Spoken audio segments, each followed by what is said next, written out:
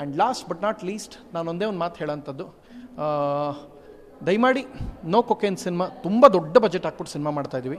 ಕರ್ನಾಟಕ ತಳಿಯ first night with ದೆವ್ವ. ನನಗೆ ಜನ ಗೆಲ್ಸೋರು ಬಿಗ್ ಬಾಸ್, ಎಲ್ಲರೂ ನಾನು ಬಿಗ್ ಬಾಸ್ ವಿನ್ನರ್ ಅಂತ ಹಾಕೊಂಡಿಲ್ಲ. ನಿಮಗೊಂದು ಸ್ಪಷ್ಟವಾಗಿ ಹೇಳ್ತೀನಿ. ಆಮೇಲೆ ಕನ್ನಡ ಸಿನಿಮಾ ನೋಡೋಕೆ ಬರ್ತಿಲ್ಲ ಅಂತ ಏನೋ ಕೇಳಿದ್ರಿ ನೀವು. ನಾನು ಅವಾಗ ಸುಮ್ಮನಿದ್ದೆ, ಈಗ ಹೇಳೋಣ ಅಂತ ಇದ್ದೀನಿ. ಯಾಕೆ ಬರ್ತಾ ಇಲ್ಲ ಅಂದರೆ ಎಲ್ಲ ಕೂತ್ಕೊಂಡು ಇನ್ಫ್ಲುಯೆನ್ಸರ್ಸ್ಗೆ ಬೇವರ್ಸಿಗಳಿಗೆ ಒಂಚೂರು ಬುದ್ಧಿ ಇಲ್ಲ. ಇವ್ರೇನು ಮಾಡ್ತಾರೆ ಕೂತ್ಕೊಂಡು, ಹಾಯ್ ಫ್ರೆಂಡ್ಸ್ IPL ಪ್ರೆಡಿಕ್ಷನ್ ಮಾಡಿಬಿಡಿ, ಇದು ಮಾಡಿದ್ರೆ ಇಷ್ಟು ಹಾಕಿದ್ರೆ ವೆಲ್ಕಮ್ ಬೋನಸ್ ಇಷ್ಟು ಬಂದುಬಿಡುತ್ತೆ, ರಮ್ಮಿ ಆಡಿ ಇಷ್ಟು ಬರುತ್ತೆ. ನೀವು ಹಿಂಗೆ ಹೇಳೋದ್ರಿಂದ ಫ್ರೀಯಾಗಿ ದುಡ್ಡು ಬರ್ತಾ ಇದೆ ಅನ್ನೋದು ಜನಕ್ಕೆ ಈಸಿಯಾಗಿ ದುಡ್ಡು ಮಾಡ್ಬಿಡೋಣ ಅನ್ನೋ ಕಾರಣಕ್ಕೆ ಹೋಗ್ತೇವೆ. ನಿಮ್ಗೆ ಒಂದು ವಿಷಯ ಗೊತ್ತಾ ಮಂಗಳ, ಇಡೀ ಲೈಫ್ ಪೂರ್ತ ಬರೀ ಒಳ್ಳೆ ಕೆಲಸನೇ ಮಾಡ್ದ. ಅವನ ಹೆಸರು ಧರ್ಮರಾಯ ಅಂತ. ಜೀವನ ಪರ್ಯಂತ ಒಳ್ಳೆ ಕೆಲಸನೇ ಮಾಡೋದಕ್ಕೆ ಅವನ್ನ ಧರ್ಮರಾಯ ಅಂತ ಹೇಳ್ತಾರೆ. ಅಂತ ಧರ್ಮರಾಯನೇ ಜೂಜಾಡಿದ್ದಕ್ಕೆ 14 ವರ್ಷ 13 ವರ್ಷ ವನವಾಸಕ್ಕೆ ಹೋದ. ಸೊ ಕೆಟ್ಟ ನಾವೆಲ್ಲ ಇನ್ಫ್ಲುಯೆನ್ಸರ್ಸ್ ಎಲ್ಲ ಏನು ಮಾಡ್ತಾಯಿದ್ವಿ ಜನಕ್ಕೆ, ಜೂಜಾಡಿ IPL ಬೆಟ್ಟಿಂಗ್. ಸೊ ಹಿಂಗೆ ಮಾಡ್ತಾ ಇದ್ದ ಜನ ಏನು ಮಾಡ್ತಾರೆ, ಕೂತಲ್ಲಿ ದುಡ್ಡು ಮಾಡ್ಬೋದಾ, ಕೂತಲ್ಲಿ ಏನಾರು ದಾರಿ ಇದೆಯಾ? ಅಲ್ಲಿಗೆ ಫಾರ್ ಎಕ್ಸಾಂಪಲ್ ಏನಾದ್ರು ದುಡ್ಡು ಆಡ್ತಾರೆ, ರಮ್ಮಿ ಗ್ಯಾಮ್ಲಿಂಗ್ ಆಡ್ತಾರೆ, ಅದಕ್ಕೇನಾಗುತ್ತೆ, ಸ್ಟ್ರೆಸ್ ಆಗುತ್ತೆ. ಇದೆಲ್ಲ ಮಾಡಿ ಆರೋಗ್ಯ ಹಾಳು ಮಾಡ್ಕೊಳ್ತಾ ಇದ್ದಾರೆ. ಇದು ಕೂಡ ಅವ್ರ ಸಾವಿಗೆ ನಾವು ಕಾರಣವಾಗ್ತಾ ಇದ್ದೀವಿ. ನಮ್ಮಂಥ ಕಲಾವಿದರು, ಇನ್ಫ್ಲುಯೆನ್ಸರ್ಸು, ನಮ್ಮಂಥ ಕಲಾವಿದರು, ಇನ್ಫ್ಲುಯೆನ್ಸರ್ಸು ಸಮಾಜಕ್ಕೆ ಬಾಯಿ ಮುಚ್ಚಿ ಒಂಚೂರು, ಇದೇನು ಒಂದು ರೆಕಾರ್ಡಿಂಗ್ ನಡೀತಾ ಇರುತ್ತಲ್ವಾ, ಆಯಿತು. ಇನ್ಫ್ಲುಯೆನ್ಸರ್ ಕಲಾವಿದರು ಮತ್ತು ನಮ್ಮಂಥ ಕಲಾವಿದರು ಇನ್ಫ್ಲುಯೆನ್ಸರ್ಸ್ನ ಜನ ನೋಡ್ತಾರೆ ಅಂತ ಹೇಳಿದಾಗ ನಾವು ಸಮಾಜಕ್ಕೆ ಒಳ್ಳೆ ರೀತಿ ಒಳ್ಳೆ ಹೆಸರನ್ನು ಕೊಡಬೇಕು, ಒಳ್ಳೆ ಮೆಸೇಜ್ ಕೊಡಬೇಕು. ಯಾರೆಲ್ಲ ಬೆಟ್ಟಿಂಗ್ನ ಪ್ರಮೋಟ್ ಮಾಡ್ತಿರೋ ಅವ್ರಿಗೆ ಮೊಕ್ಕೆ ಉಗಿದು ಫಸ್ಟ್ ಅವ್ರನ್ನ ಅನ್ಫಾಲೋ ಮಾಡಿ. ಅವರಿಂದ ಸಮಾಜಕ್ಕೆ ಏನೂ ಉಪಯೋಗ ಇಲ್ಲ. ನೇರವಾಗಿ ಇಲ್ಲ, ಇಂಥದ್ದು ಯಾರು ಪ್ರಮೋಟ್ ಮಾಡ್ತಾರೋ, ಟು ಬಿ ಫ್ರ್ಯಾಂಕ್ ನಾನು ಯಾರಿಗೂ ಕೆಟ್ಟದ್ದು ಬಯಸಲ್ಲ.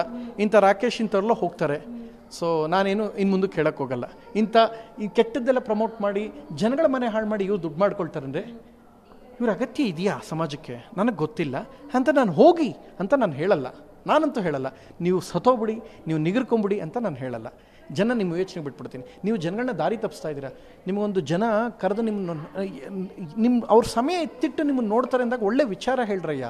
ಒಳ್ಳೆ ನೋಡಿ, ಒಂದೇ ಒಂದು ಮೊನ್ನೆ ಇದು ನಡೀತು, ಪೆಹಲ್ಗಾಮ್ ಇದಾಯಿತು, ಒಬ್ಬ ಇನ್ಫ್ಲುಯೆನ್ಸರು ಸಂತಾಪ ಹಾಕಿಲ್ಲ, ಆಯಿತಾ. ಮೊನ್ನೆ ಮಂಗಳೂರಲ್ಲೇನೋ ಹತ್ಯೆ ಆಯಿತು, ಸಮಾಜ ಸ್ವಾಸ್ಥ್ಯವಾಗಿರಬೇಕು ಅಂತ ಒಂದು ಇನ್ಫ್ಲುಯೆನ್ಸರ್ ಇದಾಕಿಲ್ಲ.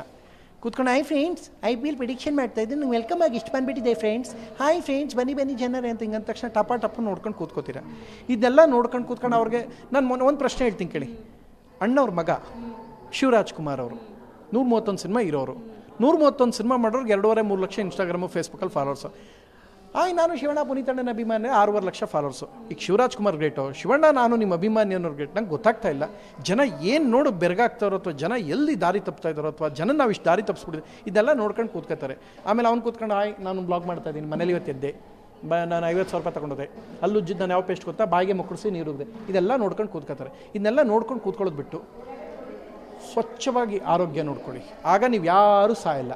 ಇದೆಲ್ಲ ಬಿಟ್ಟರೆ ದೇವ್ರಾಣೆ ನೀವು ಸತ್ತೋಯ್ತೀರಾ, ದೇವ್ರಾಣೆ ನಿಗರ್ಕತ್ತೀರಿ, ನಿಮ್ಮನ್ನು ಯಾರೂ ಕಾಪಾಡೋಕ್ಕಲ್ಲ.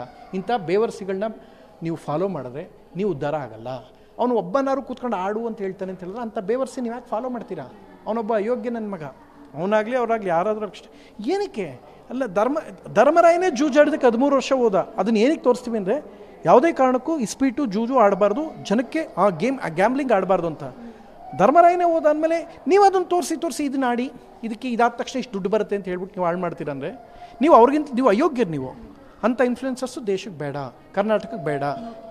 ಹಾಳಾಗೋಗಿ ಚೆನ್ನಾಗಿರಿ, ಬೇರೆಯವ್ರ ಜನ ಚೆನ್ನಾಗಿರಿಸಿ. ನೀವು ಓದೋ ನಮಗೇನೂ ಲಾಸ್ ಇಲ್ಲ, ನಿಮ್ಮಿಂದ ದೇಶಕ್ಕೆ ಏನೂ ಪ್ರಯೋಜನ ಇಲ್ಲ. ಒಬ್ಬ ಪೆಹಲ್ಗಾಮ್ ಹತ್ಯೆ ಆದಾಗ ಒಂದು ಸಂತಾಪ ಸೂಚಿಸಲ್ಲ ಬೇವರ್ಸಿಗಳ ನೀವು ಇದ್ದು ಏನು ಮಾಡಬೇಕು? ನಾವು ಹೋಗ್ಬಿಡಿ. ಅದಕ್ಕೆ ಹೇಳ್ತಾ ಇರೋದು. ಜೊತೆಗೆ ನಮ್ಮ ಸಿನಿಮಾ ನೋಡಿ, ಫಸ್ಟ್ ನೈಟ್ ವಿತ್ ದೆವ್ವ ಮುಂದಿನ ತಿಂಗಳು, ಕರ್ನಾಟಕದಲ್ಲಿಯ ಆಗಸ್ಟ್ ಎಂಡು, ನೋ ಕೊಕೇನು ಇದಕ್ಕೆ ಆಯುಧ ಪೂಜೆಗೆ. ಇದಿಷ್ಟು ಮಾಡ್ಬಿಟ್ಟು ನನ್ನನ್ನು ಕಾಪಾಡಿ, ಒಳ್ಳೆ ಕನ್ನಡ ಸಿನಿಮಾಗಳು ನೋಡಿ, ದಯವಿಟ್ಟು ಕಾಪಾಡಿ. ಥ್ಯಾಂಕ್ ಯು ಪ್ರಥಮ್ ಅವರೇ. ಏನೋ ಮೆಸೇಜ್ ಇಟ್ಕೊಂಡು ಕೊಕೇನ್ ಸಿನಿಮಾ ಮಾಡ್ತಿದ್ದೀರಾ ಅಂತ ಅನ್ಸುತ್ತೆ, ಒಳ್ಳೇದಾಗಲಿ ನಿಮಗೆ. Thank you. ಸೊ ನೋಡಿದ್ರಲ್ಲ, ಇದಿಷ್ಟು ಪ್ರಥಮ್ ಅವರ ಮಾತು. ಕ್ಯಾಮ್ರಾ ಪರ್ಸನ್ ಜಗನ್ ಜೊತೆ ಮಂಗಳರಾಜ್ ಗೋಪಾಲ್, TV9 ಬೆಂಗಳೂರು.